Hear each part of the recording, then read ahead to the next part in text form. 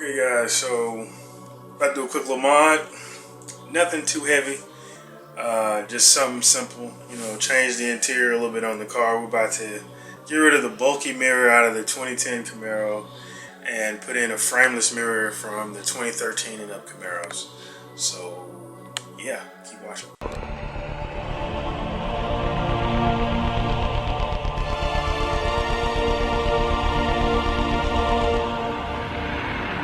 First thing you want to do if you're swapping this is you're going to want to look at the connector that's on the mirror itself, and you're going to want to take this pin, which was located here in this first slot, which is next to this purple wire and a gray wire. So this is pin number 10. You want to take this pin, this red one here, pull it out of here and put it into this last pin, which is pin number 6. So it counts from down here on this bottom row, 1, 2, 3, 4, 5, all the way to this green one, then up here to this one, which is pin 6. It should have a space, a pin in between that one, between the gray one and where you're going to put the red one at. So as you can see now, let's get this to focus. There it is. The red was in pin number 10. It is now here in this last slot, which is pin number 6. That's your first course of action. Now, this is ready to go in. We're back doing the frameless mirror from the 2013 and up Camaros. And yeah, it's a bit more than I expected, but it's done. It's done. So, of course, I didn't show you guys, so I had to make sure everything was going to work. So first what you want to do is you want to go in here in your fuse panel. This is the route I took, and I got one of these little I can't think of the name of it, but you put a fuse in it, you can put it in place of a fuse and basically get power. Now you can also get power from another place, but I chose to get my power from there. I put two 15 amp fuses, and I put it in my this fuse here. Let's look. This 30 amp. It's an extra fuse. It was empty, but it had constant power. It has constant power, and that's what the mirror needs. You're gonna run that wire. You can also get constant power from here. I don't particularly know the diagram for this. I don't have it pulled up, but you can get power from there if you choose to do so. Let's see if you can look here. There's the top of the connector. The second green wire there. You can see this, but the second green wire. Not this first big one, but this one right here. I've already spliced into it.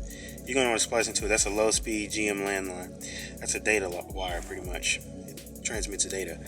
So I spliced into there, and this white wire that we have here. You can see this white wire that you can see running down in there. That is running over to the passenger side kick panel. There's a plug over there. Now we're going to step out for a hot second. And this isn't a definitive tutorial. What I mean by that is that you should not follow this. I assume no responsibility for what could happen to your car. But anyway, I'm on all data. And looking at my car, the plug, the connector is X204. And what you're going to want to do is you want to go down and you want to find wire number A5. That's a yellow and black wire. You're going to cut that wire, and you're going to give power to that wire. That's going to give the mirror constant power after you have repinned the mirror plug that we did earlier.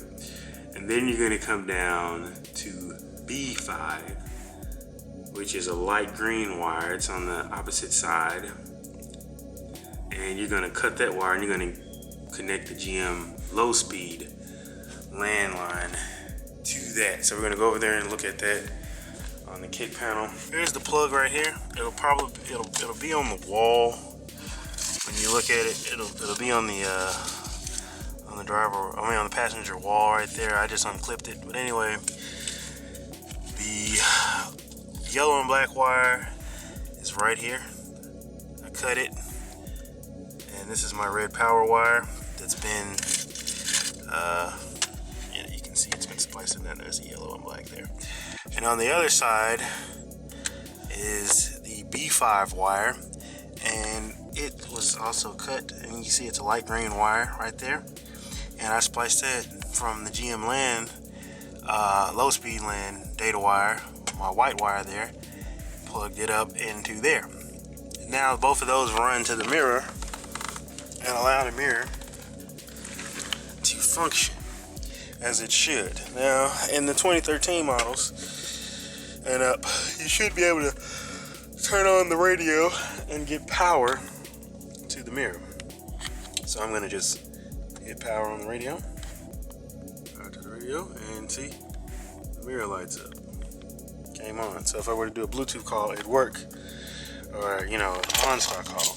Now the other thing that the mirror should do is to know that it works. Put your key on. Let's turn the light on here. Let's turn the key on here. We're gonna turn it to the on position, and the mirror, as you can see, lights up.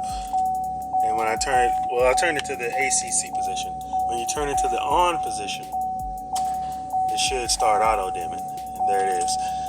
And it's auto dimming. You can see that it does work. And honestly, it's a very clean mirror. I'll give it that. It looks very nice. It flows very well.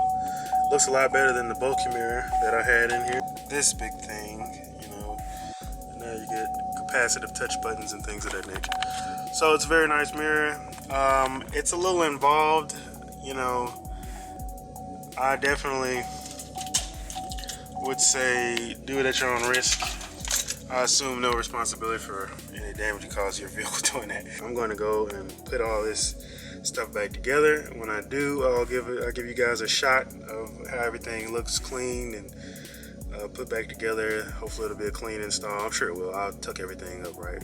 It'll look good, so just stay tuned, guys. So, as you guys can see, just to give you a little final view. The car is a little dirty inside from working, but fuse panel is clean.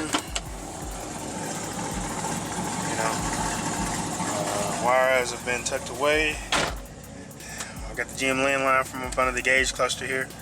That's clean now. And the X204 connector, which is behind that kick panel there. All those wires are clean. See, nothing in there. Thing's clean, and of course,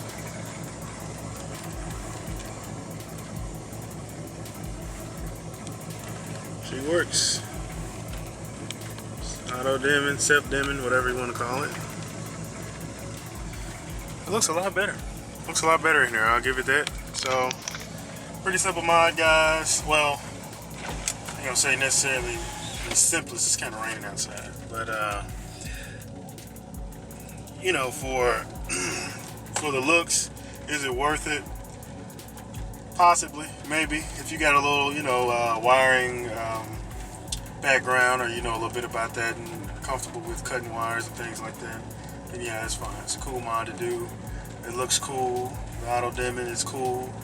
My back seats look a lot better because they're a lot clearer in this mirror. But it's a clean mirror, I'll give it that. It looks a lot better, just the visual. As you can see, it's pretty cool. You know, it's not a huge mod. You're not gonna go fast or anything like that. But if you're into changing the interior of your car, then this will help. Especially if you have a 2010, 11, 12, 13 is when they brought these mirrors out. So next, I'm gonna get rid of this radio. I got the MyLink in the house already, but because of the harness, the cost of the harness and reprogramming it, I'm kind of reconsidering using it, or you know, not just going aftermarket. There's a kit that actually looks just like the MyLink, and I can put like a Pioneer or Kenwood or whatever I want to put in there. So I'm going back and forth with that right now, as you know, as to deciding what I'm going to do. But that's it, guys. Just stay tuned. I got some more stuff coming up.